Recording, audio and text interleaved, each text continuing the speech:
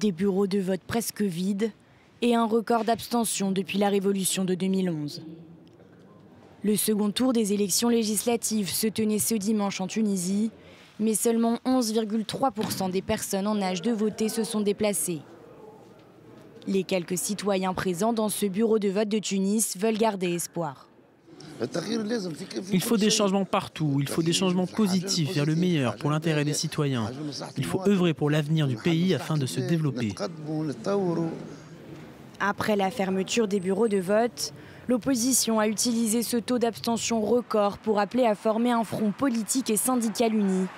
L'objectif, pousser Kaïs Saïed à partir et organiser une élection présidentielle anticipée.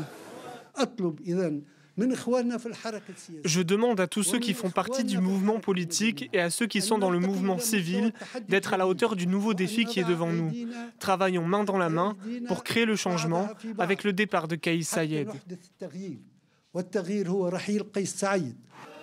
Mais beaucoup de Tunisiens boudent définitivement les urnes, désabusés face à la crise économique qui s'aggrave et en perte de confiance croissante dans la classe politique. Je ne vote plus. Je suis pauvre et j'ai voté de nombreuses fois dans le passé pour obtenir un changement. Mais au final, rien n'a été réalisé. Cette élection vise à renouveler 131 des 161 députés du Parlement et représente une étape de plus dans l'hyper-présidentialisation du système politique tunisien. Kaïs Saïed s'était emparé de tous les pouvoirs en juillet 2021, puis avait dissous le Parlement et changé la Constitution.